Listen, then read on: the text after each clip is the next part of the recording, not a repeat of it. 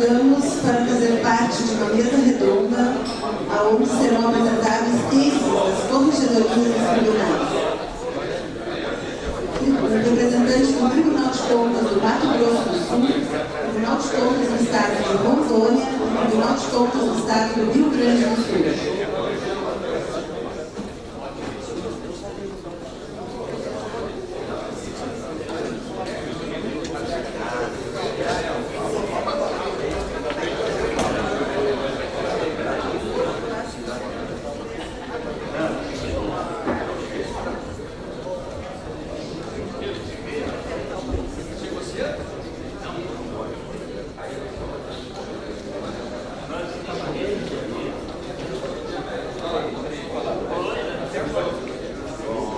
Convidamos, então, os representantes do Tribunal de Contas do Mato Grosso e do Tribunal de Contas do Estado de Rondônia.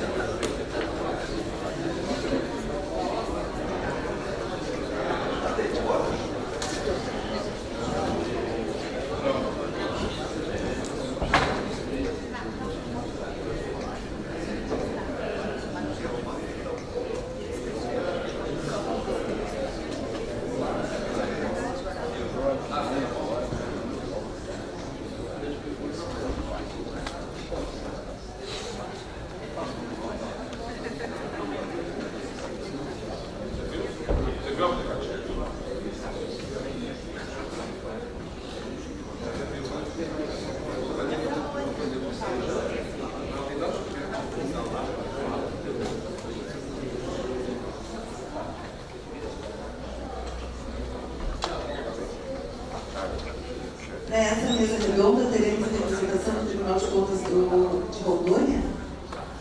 Alguém na plateia? Por favor, pode passar.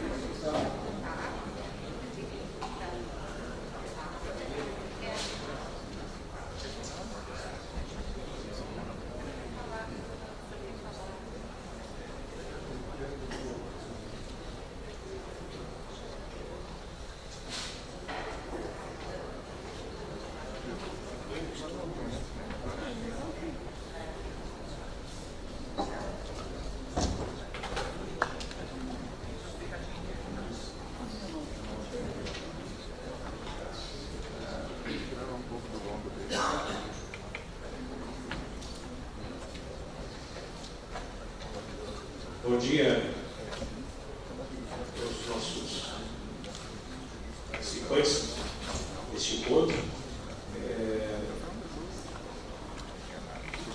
Acho que a reunião poderia ter aqui a presença dos tribunais, dos presidentes dos tribunais também. Essa concorrência, né, ela, eu sei da importância, mas eu vou registrar aqui o meu desconforto com uma reunião paralela quando está se encontrando aqui. Aliás, eu fiz um questionamento, né, sobre a estrutura desse seminário, com quem conversei por um tempo com o conselheiro Jales, né, que muito auxiliou. Quem eu quero cumprimentar, também cumprimentando o nosso presidente, Marco Peixoto, que tem sido, vocês são testemunhas, né, desdobrado em tentar resolver e recepcionar bem a todos aqui também o nosso presidente Sebastião. Quero saudar o nosso secretário executivo da Corregedoria do Mato Grosso, o Marco Aurélio, saudar o Paulo Puri, nosso corregedor do Tribunal de Rondônia, e antes de mais nada já quero fazer um pleito ao Tribunal de Rondônia, conselheiro Jales, que foi da experiência daquele tribunal que nós vamos aqui apresentar o nosso caso. E, aliás, de grande importância, se olharmos a apresentação do conselheiro Jales ainda há pouco, de todo aquele conjunto de elementos que estão sendo abordados, vocês vão notar que um deles tem uma tarja vermelha. Aquele da tarja vermelha, ele exatamente para verificação dos tribunais que tenham procedimentos para averiguar os pré-requisitos constitucionais e legais para a indicação e nomeação de conselheiros. E por isso eu homenageio, em nome da nossa corregedoria, do nosso Tribunal Rondônia, que inaugurou um expediente, que eu peço ponto para eles, que inaugurou um expediente que, limitado às suas peculiaridades, deu uma trilha, um caminho para nós aqui. Daquele levantamento, nós podemos verificar que somente 3 tribunais, talvez algum mais hoje, porque tem uma diferença de lei em relação ao tempo, mas só 3 tribunais têm esse procedimento. Talvez também, e aqui tem que se fazer essa ressalva, porque substituir conselheiros não é Natal, não se faz todos os anos. Isso tem tempo. Tem tribunais, eu sei que ainda são regidos por antigas normas, por conta que os seus conselheiros ainda não atingiram os limites de idade para o jubilamento e, portanto, não é aplicável nenhuma norma. Agora, esses tribunais vão ter que se preparar para isso. Outros entendem que, não, pelas composições, não deve ser feito assim. E o nosso trabalho, esforço é a padronização. Por que é importante isso, antes de eu apresentar aqui os elementos da análise que nós fizemos?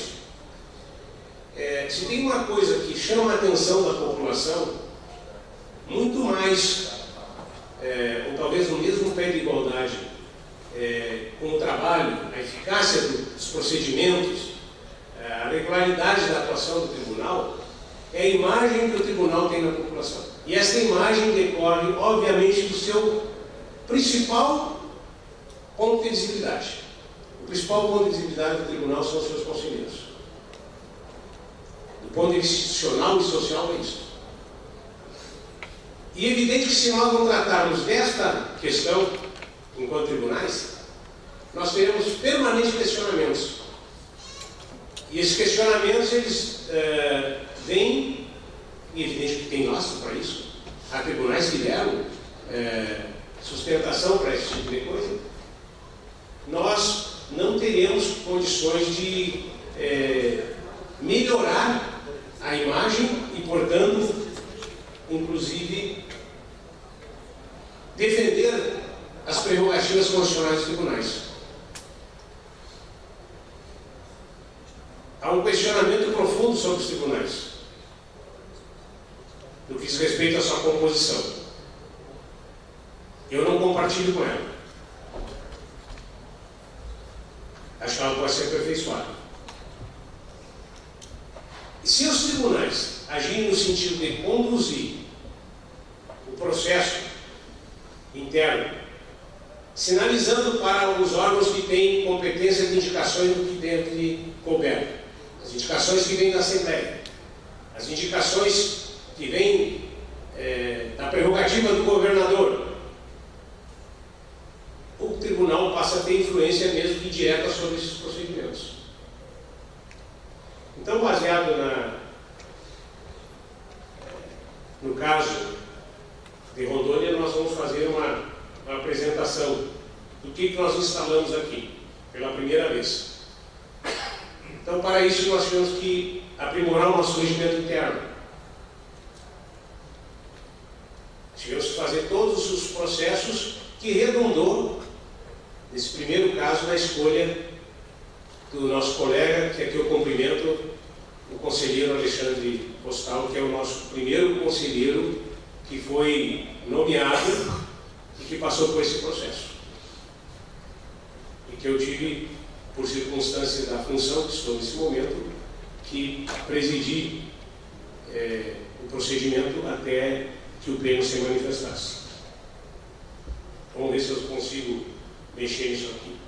A origem do procedimento. A origem do procedimento, todos nós sabemos, vem das resoluções da Tribom de 2014 e também de uma resolução da Tribom de 2014 em uma reunião conjunta com o Colégio de Corregedores. É bem verdade que numa dessas resoluções, se não me engano, deixa eu voltar, essa aqui, ela chega até a estabelecer elementos mínimos, com base na lei da ineligibilidade e na lei da ficha suja.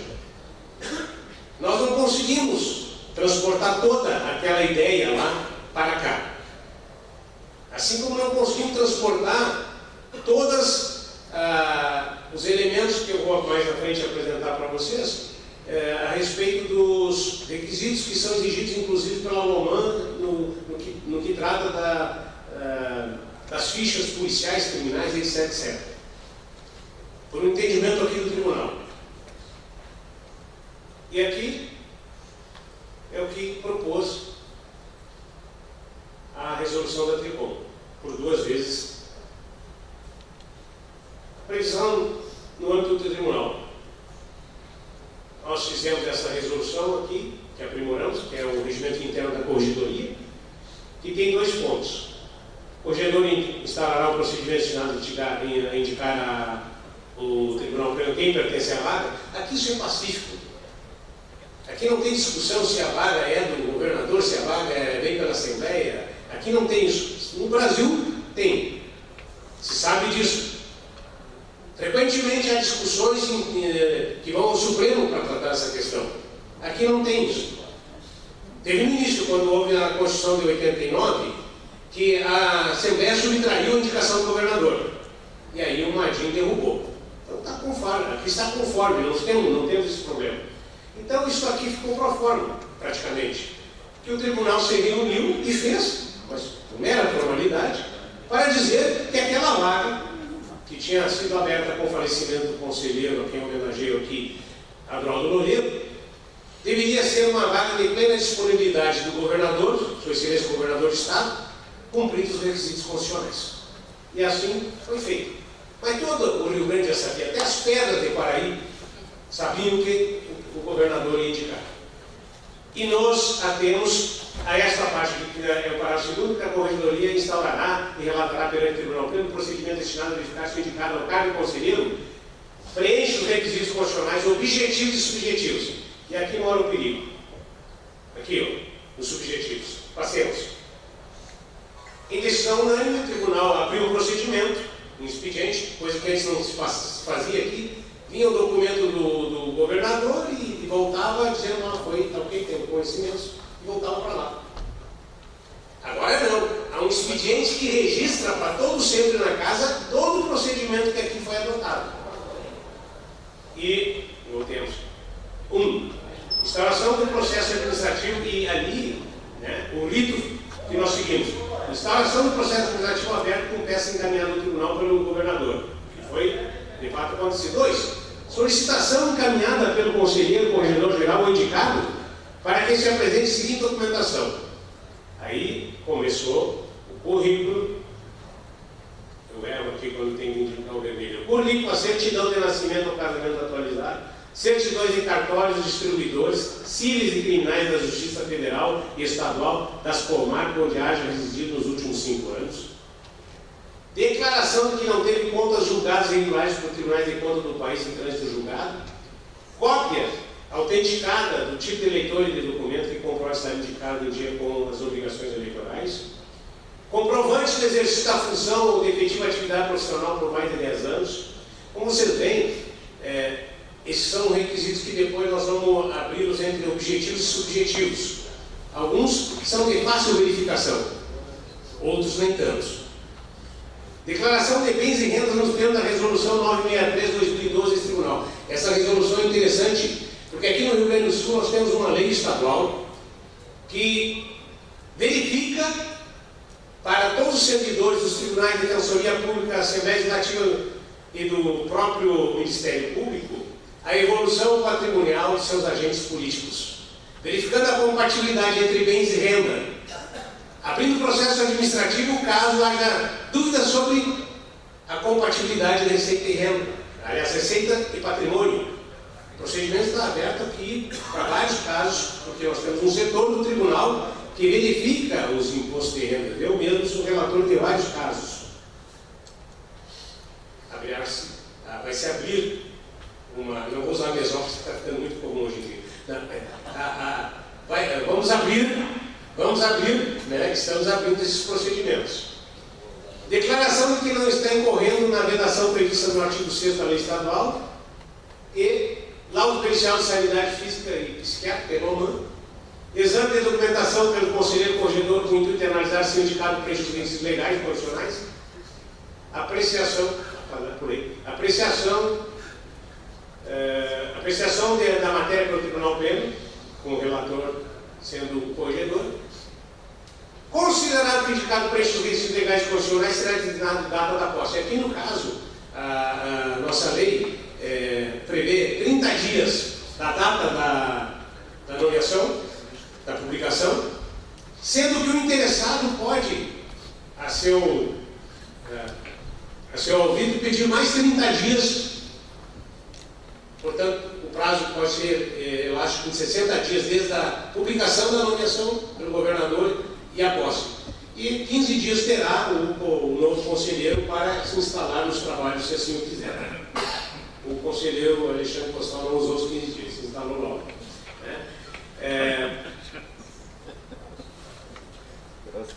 Comunicação indicada sobre a decisão do Tribunal Pleno e o arquivo que eu falei, que passa a ser da história do Tribunal. Agora vamos tentar discriminar os objetivos. Essa lâmina está à disposição, assim como está à disposição o regimento, como está à disposição dos senhores e senhoras, conselheiras e conselheiros, o regimento da corregedoria que trata disso, as resoluções que disciplinaram esses ritos, e toda a documentação, obviamente, é pública e pode ser verificada. Os requisitos objetivos que estão no artigo 73, parágrafo 1º da Constituição. A nacionalidade. Aqui, a nacionalidade basta que seja brasileiro, porque é o artigo 12 da Constituição que diz que há os cargos exclusivos para brasileiros natos. Portanto, um membro do Tribunal de Contas pode ser brasileiro naturalizado. E aqui, no nosso caso, é brasileiro nato, nascido em Guaporé, gaúcho, do Rio Grande do Sul, cuja matriz do passado são italianos. A idade, verificação simples, objetiva. O nosso relatório chegou a dizer que no dia que estava sendo lido o relatório, o nosso conselheiro indicado tinha 54 anos, tantos meses e tantos dias. Não falamos as horas porque poderia ser dito, mas entrou nesse detalhe. Este aqui é um elemento discutido e a jurisprudência, a discussão, doutrina e tudo mais a respeito de notório e notável. E o caso aqui é notório. E há maneiras de se medir isso. E nós, no processo aqui, vamos encaminhar. Mais 10 anos de atividade pública. Também efetiva vedação de indicar-se atividade político-partidária. Aqui nós pegamos da própria Constituição Federal. Isso deu esta regra, para bem da verdade, não estava escrita na resolução que nós fizemos. Mas como corregedor, na hora que nós olhávamos e dizíamos, mas tem um problema aqui. Nós precisamos ter garantia que está acontecendo. Entramos em contato com a assessoria do conselheiro, a época não era ainda conselheiro, e dizemos, olha, apresente logo. Eu sei que isso deu um estresse, porque o lugar de registro na cidade, interior, estava na capital, e o conselheiro estava, naquele momento, ainda em Brasília. Mas fizemos essa exigência e foi cumprida. O que é isso? É a apresentação do documento que encaminhou ao Tribunal Regional Eleitoral a desfiliação partidária. Isso aconteceu. Os requisitos subjetivos. É difícil, mas existem maneiras mínimas de ser medida. Como eu falei antes, a idoneidade moral é reputada e ilibada conduta, materializada através da análise clínica. A Tricom, ela chegou a fazer isso a partir da lei da ficha limpa e da lei de ineligibilidades. Nós usamos parte disso só. Né? E aqui está, as certidões negativas da Justiça Eleitoral. A declaração que não teve contas julgadas e claras nos tribunais de contas do Brasil. Foi feita. E essa declaração é feita sob fé pública. Né? Ou melhor, ela é feita sob as penas das declarações. Qualquer pessoa faz declaração. Inexistência de representação do Ministério Público de Contas. Isso aqui foi uma decorrência também, porque nós precisávamos saber se havia alguma questão percorrendo na casa, aqui no próprio tribunal, sobre o indicado. Inexistência de condecorações de funções, nós usamos como elementos para materializar, né, a questão de idoneidade moral e reputação ilibada. Documentos que foram entregues, laudo pericial de sanidade física e mental, né, da Boban, declaração de bens e rendas, onde foi verificado também, declaração que não está incorrendo na vedação prevista no artigo 6º da lei estadual, ou seja, se o conselheiro indicado não era parente de nenhum dos membros do tribunal, dos atuais conselheiros e aos dois substitutos de conselheiro. E aí foi toda essa documentação que foi analisada, levou 20 dias para análise, né, porque os órgãos técnicos aqui do tribunal verificaram, né, através da nossa coordenação, que foi feita pelo Luiz Eduardo, que está aqui presente, né, foi tombado um processo administrativo e que resultou com a indicação do conselheiro Alexandre Postal. Eu quero lhes dizer o seguinte, a minha disposição, como do conselho era de que se está lá no nosso regulamento, e como indicou a Tricom, que os tribunais devem negar-se da posse a quem não cumprir minimamente esses requisitos. E é evidente que temos que ter cautela em algumas coisas. Por exemplo, colocar o nome do indicado no Google é fácil saber qualquer processo que ele tem, aparece, denúncia, etc, etc. É relativo, muito relativo. Representações é muito relativo, porque toda pessoa que vem de qualquer atividade está sujeita à representação, tenha ela cabimento ou não. Agora, tem coisas que são óbvias, condenações, ficha limpa e outros, isso tudo tem que ser levado em conta. Aqui a disposição do tribunal era esta, e permanece sendo. Se o indicado não apresentar essas condições que estão aqui listadas, o tribunal retoma, devolve o processo ao governador, dizendo não lhes damos posse. Evidentemente, o que vai acontecer bem para frente, pouco você sabe, mas é um fato que vai ser criado. E é evidente cá entre nós que se isso viesse algum dia ocorrer, primeiro criaria um conflito de monta fantástico, porque é um conflito com a Assembleia que aprova, e é um conflito com o governador que indica, que nomeia melhor, ou indica ou nomeia, no caso ele indicava e nomeava. Mas, volto ao que eu falei no início para encerrar e agradecer. Se os tribunais anunciarem que é isto que fará, isto vai iluminar, influenciar o que vem das indicações. Acho que a nossa resolução, mais uma vez agradecendo ao Tribunal de Rondônia, ela precisa de aperfeiçoamentos, mas ela inaugurou aqui. Daqui para trás não haverá mais como voltar. Daqui para frente só podemos aperfeiçoar isso, né? Portanto, dando consequência ao que eu falei no início. A imagem do tribunal vem do seu trabalho, dos seus técnicos, do seu corpo técnico, né? Da prestação e a confiança que o jurisdicionário tem sobre o seu trabalho, da isenção dos magistrados, da qualidade técnica do seu corpo de funcionários e, fundamentalmente, também da imagem que os seus conselheiros detêm junto à sociedade. Muito obrigado.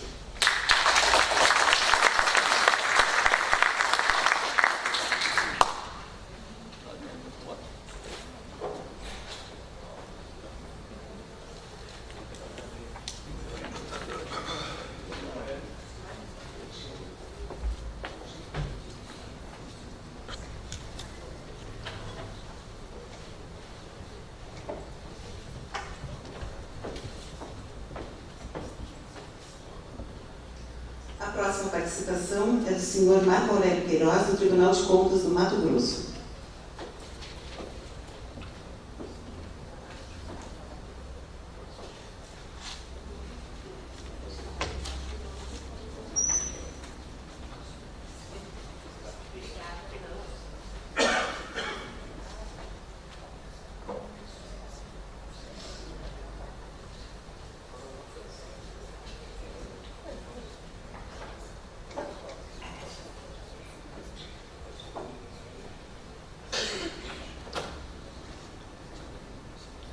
Bom dia a todos.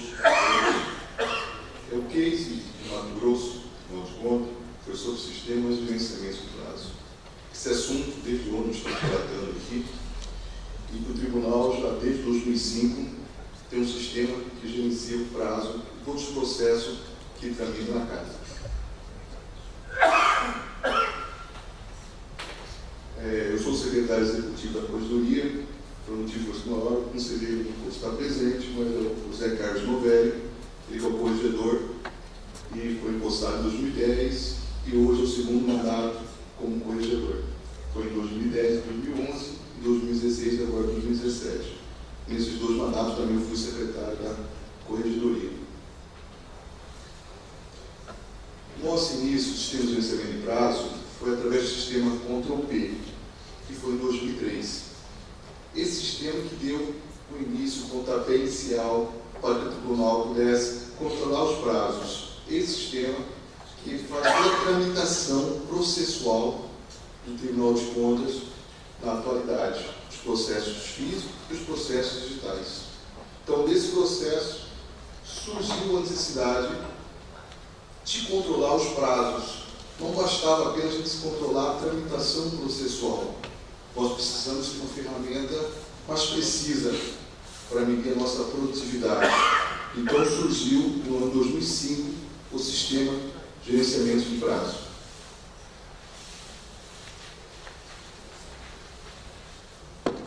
Então, o sistema de gerenciamento de prazo, o que ele gerencia?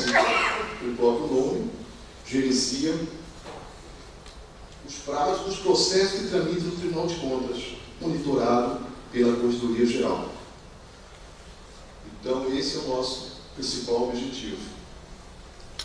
Dessa maneira, controlando esses prazos dos processos que tramitam no Tribunal de Contas, nós conseguimos o sistema garante o cumprimento do prazo estabelecido para cada setor interno e elabora os seus trabalhos, de acordo com as normativas estabelecidas, assegurando as metas da gestão.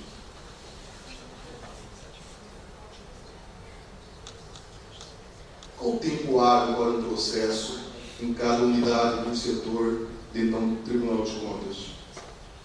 Então, o Tribunal, naquele momento, necessitava o quê? Fazer um levantamento de qual seria o tempo hábil para a finalização dos processos. Nós sabíamos, com o Ctrl+P, o tempo que o processo dava entrada no Tribunal de Contas e a sua finalização. Mas nós não sabíamos, cada setor, qual o tempo que ele necessitava para fazer certas atividades. Então, precisamos o quê? Antes do sistema elaborar o marco fluxo. É fazer o mapeamento dos processos. Isso é de suma importância. Por quê? Quando começamos a mapear os processos do Tribunal de Contas, nós verificamos que tinha muitos o quê? Procedimentos que não tinham necessidade. Porque nós não tínhamos essa visão quando você vê no dia a dia. Por que você faz isso? Ah, porque chegou um corretor ou um conselheiro anterior e mandava eu bater esse carimbo. Mas eu nunca questionava. E isso perdia 3, 4, 5 dias. Então, essa elaboração do marco fluxo é muito importante para todos, independente do sistema de gerenciamento de prazo. Nós temos que conhecer cada atividade, por que passa por cada setor, qual o tempo, qual que é a atividade que o setor tem que fazer. Então, foi elaborado todos os assuntos do tribunal com o marco fluxo. Então, é um mapeamento por assunto de cada processo, bem como o tempo máximo para cada ação do setor. Nesse mapeamento, descobrimos vários procedimentos, conseguimos encurtar os prazos dos procedimentos, porque verificamos que não tinha necessidade.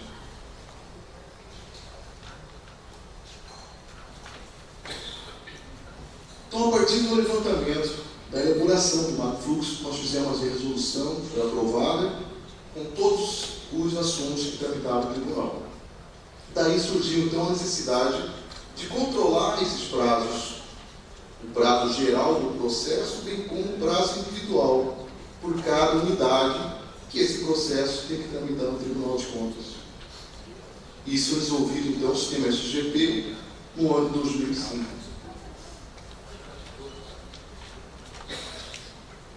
Então, o tipo de controle, como nós controlamos esse processo que tramita no tribunal? Nós temos todas as unidades, tem um prazo.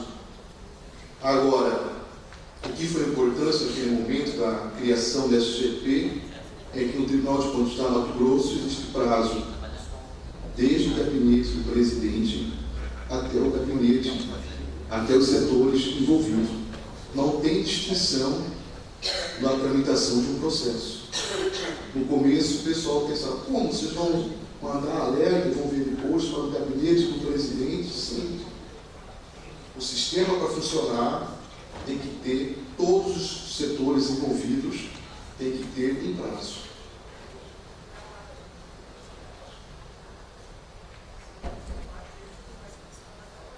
Então, pelo setor, quais são as pendências? Não adianta a gente colocar o setor apenas, o prazo naquele setor. Nós temos que detalhar um pouquinho mais. Nós temos o setor, nós temos o assunto que é daquele processo, nós temos a palavra-chave, bem como o prazo. Então, em cada setor pode ter vários processos com prazos diferentes, de acordo com o assunto e a palavra-chave.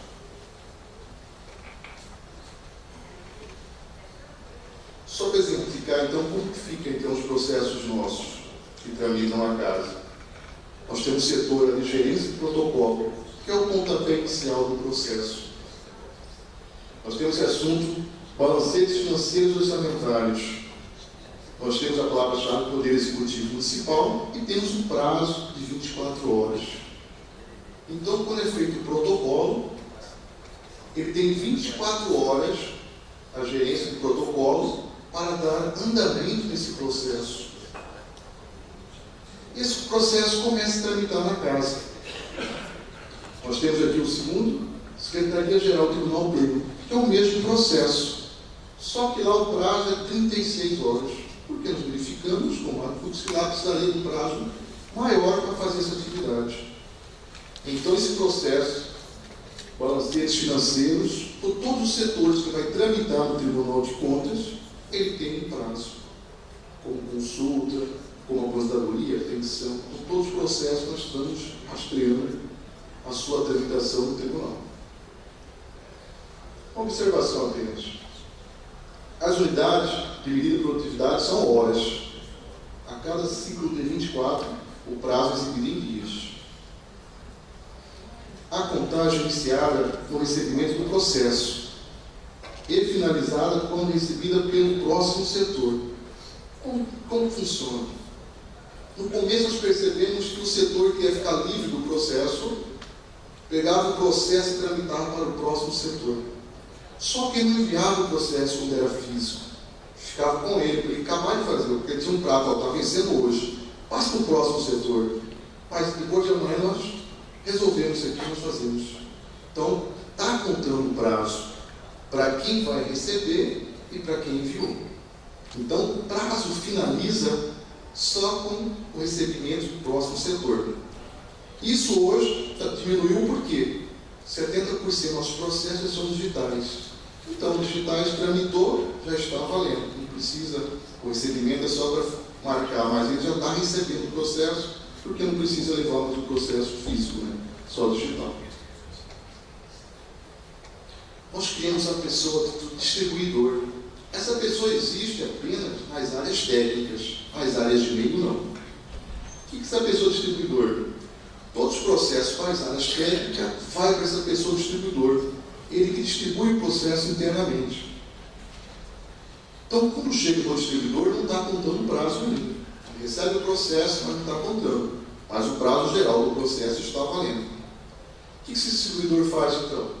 Ele pode estar distribui esse processo para a área técnica, auditor e para o técnico. Finalizado o processo, esse processo volta para o distribuidor. Esse distribuidor, algumas vezes, pode caminhar o processo lá dentro da unidade para o supervisor.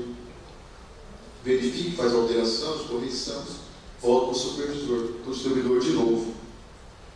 Esse distribuidor caminha para o secretário, que é o líder da unidade. Esse secretário, o que ele pode fazer? Pode voltar a fazer alguma correção ou ele encerra esse processo. A partir desse momento que está encerrado o processo, que ele tem permissão para tramitar para outro setor. Então, na nossa área técnica, nós temos esse procedimento de distribuição de processo. O que nós estamos desenvolvendo agora é a criação da ordem de serviço, que vai ficar trabalhando junto com o Tropê, para detalhar mais ainda os prazos dentro das unidades técnicas. Então, agora vamos criar as ordens de serviço, que vai ser distribuído não só para o auditor ou para uma equipe, e é onde vão ficar controlando também os prazos internamente dentro das unidades. Só isso basta? Não. Como que é o papel da corregedoria nesse sistema? Nós desenvolvemos também a emissão de alerta. O que é essa emissão de alerta? Todo dia, 4, 5 horas da manhã, o sistema processa para verificar os prazos e todos os processos do tribunal. E aquele setor que está com o processo fora do prazo, é emitido um e-mail para ele, do corregedor, automático. Porque quando ele chega de manhã cedo, ele vai abrir a sua caixa de e-mail, já está um e-mail dizendo, olha, o processo tal está fora do prazo. Ele recebe esse e-mail da corregedoria, comunicando que o seu processo está fora do prazo. É um alerta de não cumprimento de prazo. Como que fica essa rotina, então? Ele recebeu o alerta que está fora do prazo, só isso basta? Não. Então, dentro da corregedoria, nós temos uma rotina de trabalho, que é uma das rotinas é o controle de prazo. Então, como que são o nosso procedimento? É emitido os alertas, são emitidos automaticamente pelo sistema de gerenciamento de prazo às 5 horas da manhã. Esse alerta, os e-mails são enviados para quê? Para os responsáveis cadastrados no sistema de gerenciamento de prazo. Então, cada unidade, nós temos um cadastro. Não é só o líder, porque no começo nós tínhamos colocado só o líder. Só que o líder estava viajando, o líder estava em curso, aí respondia, olha, eu não recebi o e-mail. O e-mail não abriu minha caixa postal hoje. Então, o que acontece? Nós temos 3 pessoas, 3 servidores, que ele que indica, que são cadastrados para receber os alertas.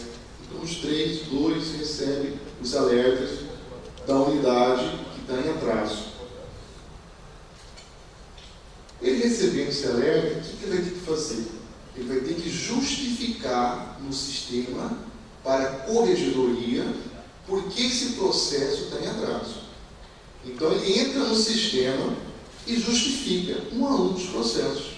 Olha, esse aqui, estou com um funcionário, 3 auditores está de férias, ou esse aqui é alta complexidade, precisa de estudo maior, esse aqui já está saindo, mas ele já faz uma programação. Como que ele vai liberar esse processo? E essa prorrogação de prazo vai para a corregedoria. Então a corregedoria vai fazer esse papel desse filtro. Ele verifica essas prorrogações de prazo e pode conceder esse prazo ou não. Concedendo, fica registrado no sistema essa prorrogação de prazo. E a corregedoria começa a acompanhar as prorrogações de prazo por unidade. Aonde que pode, normalmente já não ser automático, é uma questão agora que estamos discutindo, emitir o segundo alerta, dizendo, olha, você recebeu um alerta no dia 1º, você se comprometeu a soltar esse processo no dia 10, hoje é dia 12, esse processo não saiu da sua unidade ainda. O que está acontecendo? E ele vai ter que fazer uma nova justificativa. Mas são sistemas de gerenciamento de prazo não é tudo para a gente controlar o nosso prazo no tribunal também. Então nós temos também a correição anual de todas as unidades do tribunal, que faz trabalho conjunto com os termos de gerenciamento de prazo. Por quê? Quando nós vamos na correição, nós tiramos a estatística das unidades, verificando como que está o cumprimento de prazo daquela unidade, entre as outras atividades vão verificar naquela correição. Além da parte patrimonial, a parte de processo, então lá nós estamos verificando. E lá nós demonstramos para os líderes como que está a questão de gerenciamento de prazo. Se ele tem muito processo lá, o que está acontecendo? Falta de servidores ou outros setores, outra atividade que está prejudicando. Então, o sistema de gerenciamento de prazo não é só o sistema. Nós temos que ter uma intervenção humana, senão não funciona em lugar nenhum. E é assim que funciona, então, o nosso sistema. Esse sistema nós estamos certificado pela ISO 9001, pela ABNT. Então, o sistema nosso não foi o sistema informatizado que nós certificamos. Nós certificamos foi o procedimento de sistema de gerenciamento de prazo, que tem como meio também o sistema informatizado, porque isso só é de apoio. Então, nós conseguimos certificação no ano 2012 pela ABNT. Nós temos 6 certificações no estado do Mato Grosso, os produtos nossos. Um é o sistema de gerenciamento de prazo, que está certificado pela ABNT. Então, só isso. Muito obrigado. Estou à disposição do tribunal para qualquer dúvida. Obrigado.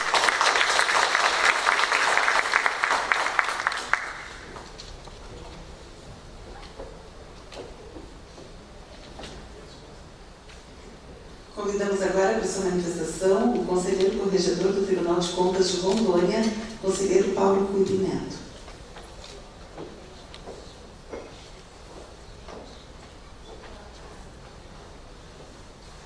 Bom dia a todos. Inicio agradecendo a coordenação do evento pelo convite à Corregedoria do TCE de Rondônia para poder compartilhar com os senhores uma boa prática que eu considero da nossa Corregedoria. Quero corroborar as palavras do conselheiro Stilac, no sentido de que também acho que a agenda talvez mereça um ajuste para permitir que, sobretudo, os presidentes participem desse debate, dessa discussão. O conselheiro Jardim fez hoje pela manhã uma exposição que mostra quão sombria é a situação, eu acho que não exagero com essa expressão, das corregedorias dos tribunais de contas. E, tanto quanto possível, temos que debater e catalisar esse processo de avanço das corregedorias dos TCEs do país. Então, a ausência dos presidentes aqui me parece que é uma questão que merece ser registrada assim. Em relação ao que disse o nobre conselheiro Stilac, no que toca a essas referências elogiosas à Corregedoria do TCE de Rondônia, relativamente à experiência e apreciação dos requisitos indicado ao Conselho do Tribunal de Contas, por justiça, eu devo dizer que os elogios, que eu também tenho merecido, devem ser dirigidos ao seu verdadeiro merecedor, que é o conselheiro Edilson, nosso atual presidente, que era o corregedor à época, que concebeu esses mecanismos com apoio direto na Constituição. Eu assumi a corregedoria apenas esse ano e já recebi esse órgão do TCE de Rondônia em pleno funcionamento, estruturado, só tive o encargo de levar adiante as ações da corregedoria. Como disse, já bastante atuante por obras, sobretudo, do nosso atual presidente, o conselheiro Edilson. E essa sistemática foi gestada no interior da corregedoria e merece realmente elogio. O conselheiro Edilson, o doutor Rogério, que está aqui, o nosso chefe de gabinete, que já era o chefe de gabinete da corregedoria antes. E vejo, que não me surpreende, que o TCE Gaúcho, inclusive, aprimorou o modelo. Estava fazendo a leitura da decisão, que foi relatada pelo conselheiro Stilac, que aprovou a indicação do conselheiro Postal, ela é extremamente fundamentada, muito bem fundamentada. Em alguns aspectos foi além da nossa experiência. Eu já solicitei dele cópia do processo para que nós retroalimentemos a nossa experiência, que aperfeiçoemos ainda mais a nossa positiva experiência. Então, parabenizo o TCE do Rio Grande do Sul, que é essa instituição vanguardista, que é na verdade, uma instituição paradigma para nós lá de Rondônia. Nós já de há muito nos inspiramos nos passos do TCE gaúcho. Muito bem, senhores. O ponto que pretendemos discutir com os senhores, o tema que elegemos e fizemos após dialogar com a nossa equipe da corregedoria, são instrumentos alternativos à instalação de processo disciplinar e à aplicação de sanções disciplinares. Elegemos essa temática, esse tema, por termos colhido boas experiências a partir da aplicação lá na corregedoria do nosso Tribunal de Contas, uma vez regulamentadas essas matérias, e também por considerar que esse assunto está na ordem do dia ainda hoje dos Tribunais de Contas. Até certo ponto, ela guarda pertinência com a questão da atuação seletiva, que priorize os pontos de fiscalização. Muito embora hoje seja a voz corrente que esses elementos são condicionantes fundamentais para que se tenha efetividade no exercício do controle, quem tem alguma vivência mais longa no exercício do controle externo, eu me coloco nessa condição, deve perceber, deve saber que nem sempre foi assim. Eu ingressei em 2000 no Ministério Público de Contas, então tenho quase 20 anos aí de atuação no controle externo. E naquela época, pelo menos no TCE rondoniense, o que se observava era uma perspectiva de fiscalização que se pretendia a mais ampla possível. O Tribunal de Contas enviava auditores de controle externo para os municípios, para fiscalizar secretarias, para apurar praticamente tudo, desde o tombamento de bem, para ver se tinha plaquinha, passando pela atualização, verificação da atualização das fichas funcionais, até uma fiscalização de uma gama variada de contratos administrativos, para verificar se a liquidação da despesa estava correta, se havia superfaturamento, coisas do tipo. Os processos eram gigantescos, com um escopo imenso. O chefe do executivo da secretaria era praticamente o responsável universal, às vezes uma responsabilidade presumida. Assuntos capitais eram mal discutidos, eram analisados superficialmente. Às vezes o gestor recebia o relatório técnico quando ele já nem estava no cargo, muitas vezes sequer se dava ciência ao gestor do momento. Enfim, quando nós voltávamos lá, 2, 3 anos depois, as mesmas irregularidades então constatadas estavam mantidas, muito por falha do Tribunal de Contas. Felizmente, há uma mudança radical de cultura hoje no controle externo. O TCU tem uma série de medidas nessa direção. O nosso Tribunal de Contas de Rondônia também atua fortemente, calcado na ideia de seletividade, orientado sobre a diretriz da materialidade, relevância e risco, da priorização, enfim. Isso tem feito uma diferença tremenda em matéria de controle. Eu penso que as mesmas noções não só podem, mas devem ser transportadas para o exercício da competência disciplinar no âmbito dos Tribunais de Contas e da administração pública em geral. Quero abordar 2 instrumentos que constam da nossa legislação, que nos parecem, que convergem para essa ideia, que são a averiguação preliminar e o termo de ajustamento de conduta.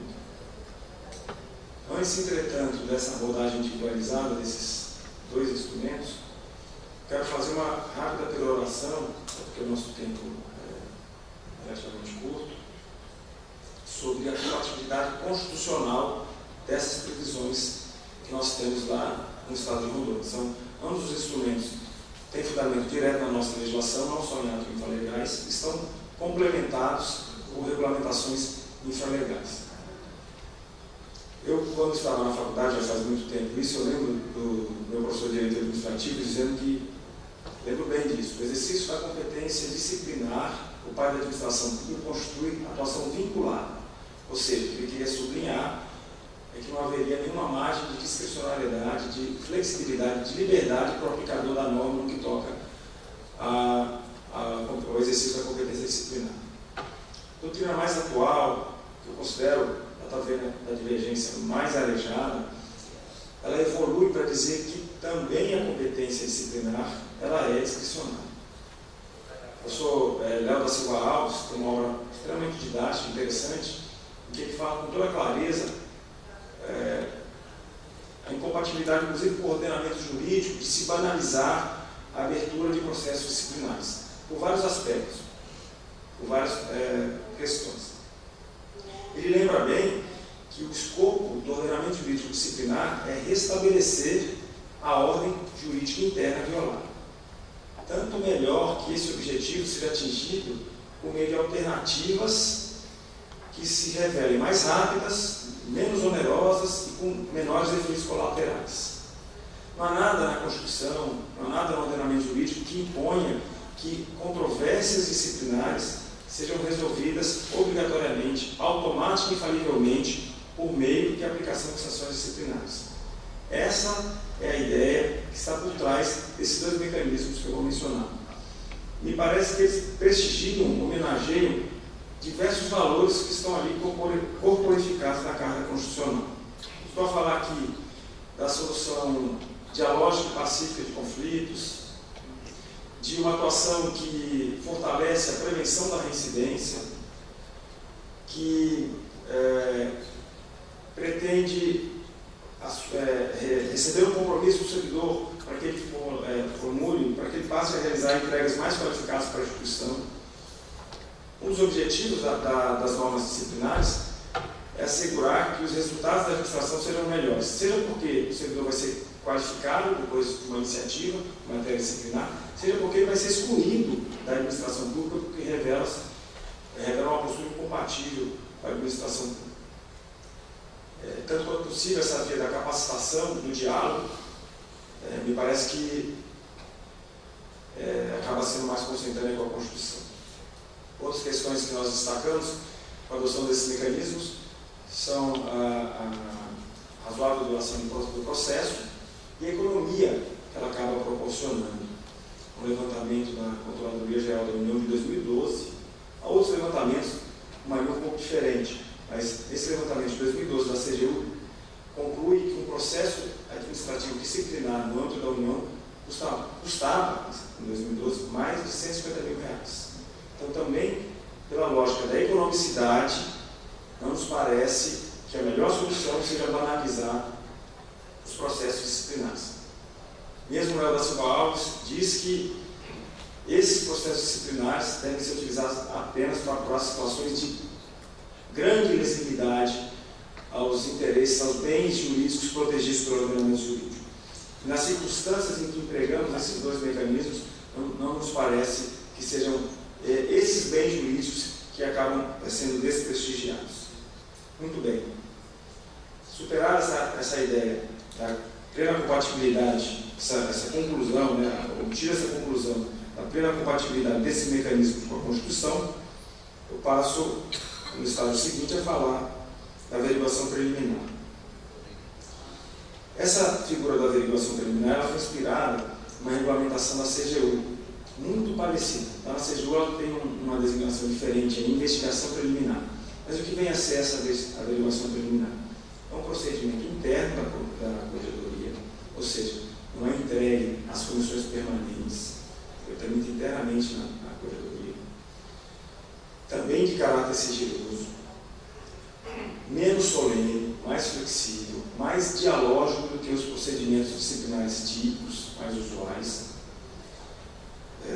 cujo prazo de conclusão é de 30 dias, podendo ser prorrogado apenas motivadamente, que é reservado para aquelas situações, para aquelas notícias de possíveis infrações disciplinares, de condutas com possíveis reflexos disciplinares, que não vem acompanhada de elementos mínimos de prova da materialidade, da autoria, de elementos subjetivos da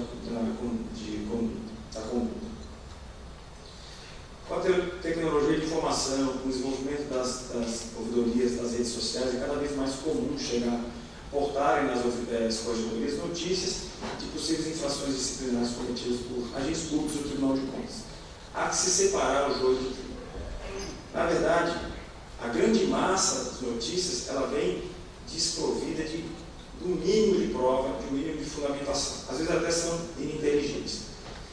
Utilizar uma notícia dessa para instaurar um processo administrativo disciplinar, além de extremamente onerosa do ponto de vista econômico para a instituição, causa uma estigmatização do servidor, um prejuízo para a sua motivação e acaba incutindo nele um sentimento indesejável de desprestígio com a instituição. Além do que, nós estamos onerando e fazendo com que haja uma necessidade de uma quantidade maior de servidores públicos destacados, destinados para se desincumbir desse mistério. A experiência que nós temos com a averiguação preliminar é de que, normalmente, essas notícias acabam não confirmadas e a consequência é o arquivamento desse procedimento.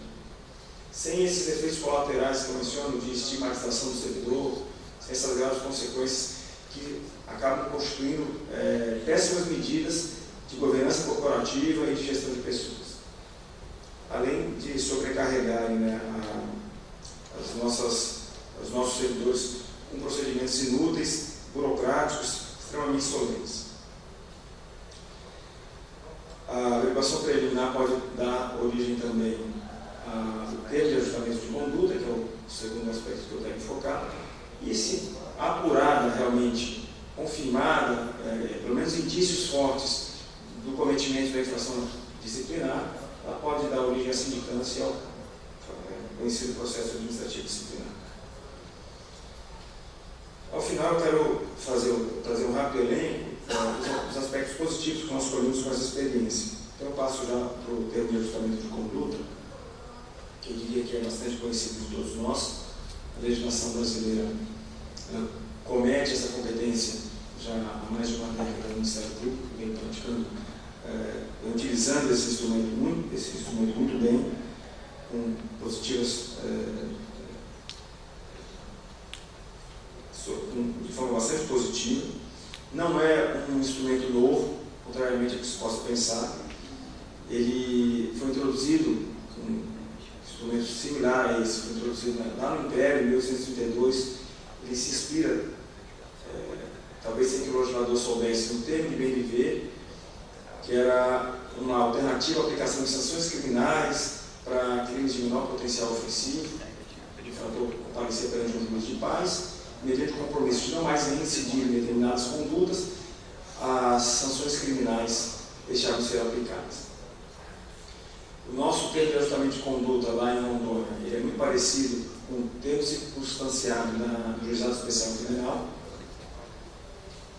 e é cada vez mais comum que esse tipo de mecanismo seja utilizado, inclusive em matéria disciplinar.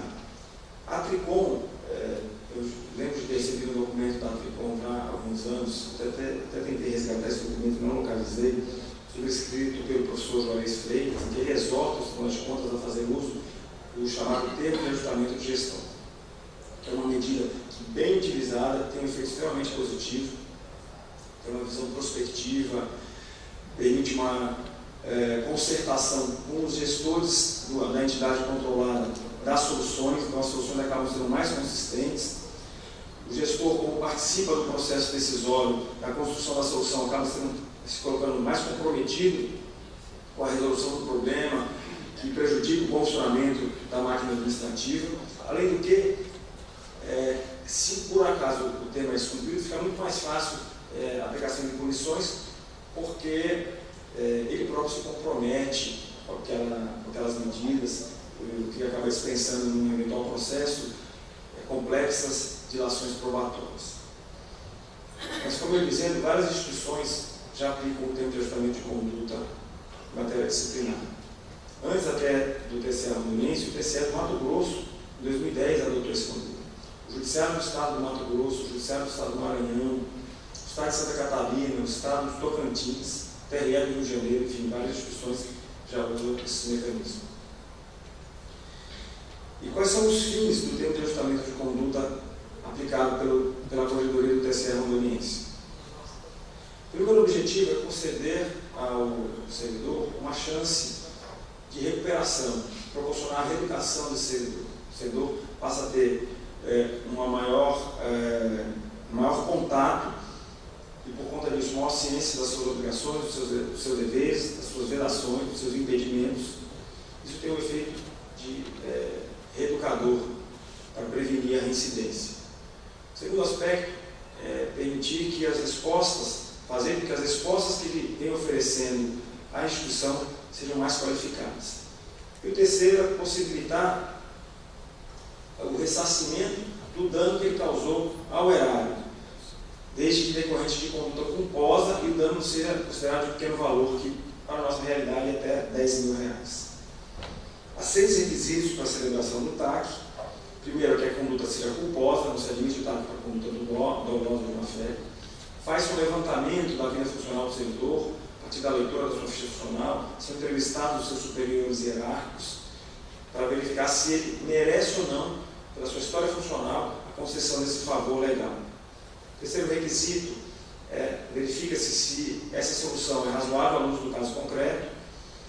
O que se quis aqui foi dar uma nota de discricionariedade para o corregedor, para verificar, de acordo com as circunstâncias do cometimento da infração, da história funcional do servidor, se realmente a aplicação dessa medida é consentânea, ela concorre para a satisfação dos fins legais do TAC. Quarto requisito é que ele só é admitido para infrações punidas até 10 dias. Para infrações de maior potencial ofensivo, mais graves, não se aplica o TAC. Não se admite TAC para servidor que está em estágio probatório, esse é o quinto requisito. Ele é aqui no estágio probatório, o servidor está sendo avaliado. Se ele revela já condutas que não são adequadas, desejáveis, no momento que se deve promover, isso é mais fácil de fazer, ruptura do vínculo. E sexto, ele não vai ter direito, não vai se cogitar no TAC se ele já estiver se beneficiando de um outro TAC. Até porque isso revelaria a frustração do objetivo do TAC, que é evitar a reincidência. Condições, já me encaminhando para o final, da celebração do TAC. Esse é um ponto que eu considero interessante e mostra uma série de vantagens, de forma mais palpável, para a administração com o uso do TAC. O servidor ele tem que confessar que cometeu uma infração disciplinar. O que acaba sendo extremamente positivo, porque se ele descumpre o TAC e o processo administrativo for iniciado ou retomado, já é uma prova muito mais palpável do cometimento da irregularidade. Além do que, a lei que criou o TAC criou também uma nova infração disciplinar, que é de deslealdade com a instituição. Então, ele passa a responder, nesse caso, ao processo disciplinar para apurar essa nova infração disciplinar. Segunda condição é que o servidor declare que tem pleno conhecimento dos seus deveres, das suas obrigações, das suas relações, dos seus impedimentos. Isso é uma questão importante de compreensão dos encargos do servidor para que ele volte, para que se previna a reincidência, mas também, se ele por acaso voltar a cometer alguma infração disciplinar, fica mais complicado para ele alegar que ignorava alguma violação, que ignorava algum obstáculo legal à sua conduta. Então, a prova do dolo resta facilitada numa eventual apuração de infração disciplinar cometida por ele. Outro servidor tem que se comprometer a qualificar a sua entrega para a instituição. Eu mencionei que são entrevistados os seus superiores hierárquicos, e nesse levantamento podem se revelar algumas lacunas competenciais desse servidor. Então, no TAC pode-se exigir que ele se submeta a alguma capacitação específica, que ele faça uma determinada entrega melhor do que ele vinha fazendo. Isso pode ser um compromisso assumido no TAC. Finalmente, o compromisso de ressarcimento do erário, observadas aquelas condições que eu mencionei, de pequeno valor, conduta culposa. Prazo de vigência do TAC, se a infração for apenada com repreensão, 12 meses, se for o caso de suspensão, 24 meses. Muito bem, o que nós podemos registrar do uso dessas experiências na corregedoria do TCE Rondoniense? Primeiro, aliás, quando se idealizou essa solução, a equipe da corregedoria, o professor Letício aqui, eles fizeram um levantamento histórico dos processos administrativos disciplinares autuados anteriormente. Por volta de 100, a corregedoria nasce na década de 90, começa com o início de imobilismo, alguns anos depois começa a atuar. Nós somos hoje uma instituição que tem pouco mais de 400 servidores. Nessa época, 300 e alguma coisa. E aí, de 8 a 10 anos de funcionamento mais ativo da corregedoria, são por volta de 100 os processos disciplinares. Se observar um padrão desses processos disciplinares. Primeiro, a grande maioria apurava infrações disciplinares de menor potencial ofensivo. Outro padrão é que a grande maioria também dizia respeito a condutas culposas. Então, você percebeu claramente com esse levantamento que fez a Corregedoria lá atrás, que esses mecanismos seriam extremamente úteis. E o que se percebe depois da adoção desses mecanismos, comparativamente ao passado, é que houve uma forte redução da quantidade de processos disciplinares. Isso fez com que nossas comissões permanentes de sindicância e parte fossem desoneradas e, em função disso, se pudesse atribuir novas competências a essas comissões. Nós somos uma instituição de porte pequeno ou médio, não sei, mas nós não temos uma demanda, não tínhamos e não temos, e agora menos ainda, para termos comissões permanentes com competência exclusiva de atuar em matéria disciplinar. Então, os servidores que pertencem a essas comissões dividem suas tarefas na comissão com as suas tarefas ordinárias. Talvez seja a realidade da maior parte dos tribunais de contas do Brasil. E essas comissões têm que ser formadas por servidores qualificados, até porque há uma série de cautelas que se tem que ter no processo disciplinar. E o ano passado, o que se apurou, em função muito desses mecanismos, é que as comissões de sindicância e parte praticamente não atuaram. Então, nós atribuímos por lei uma nova competência a essas comissões, que é de realizar as correções e as inspeções. E elas estão executando uma correção que eu acredito que vai trazer excelentes frutos para avaliar o nível de governança na área fim do Tribunal de Contas, e depois pactuar, junto com as lideranças da área fim do Tribunal de Contas, soluções para elevarem o nível de governança, porque nós já sabemos, já antevemos que serão apuradas algumas falhas, fragilidades nessa área.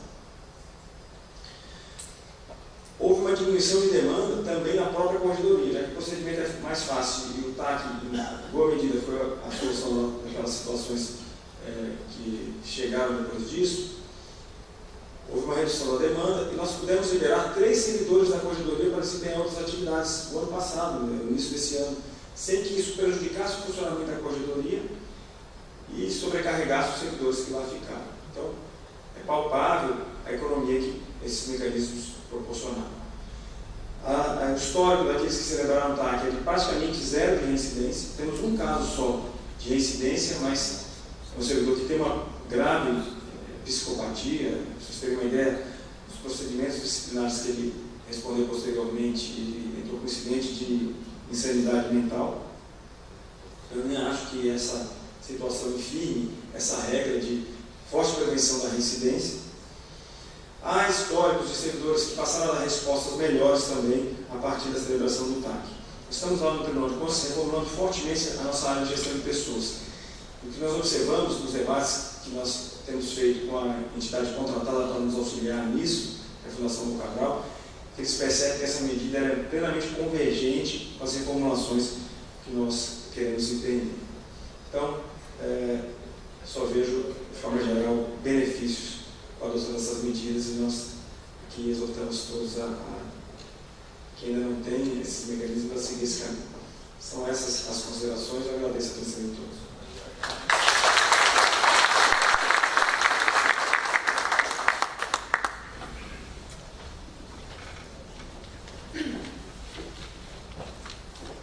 Deixamos em aberto, se alguém quiser fazer alguma pergunta, algum questionamento. Não? Então, agradecemos aos participantes da mesa e passaremos de imediato ao próximo painel.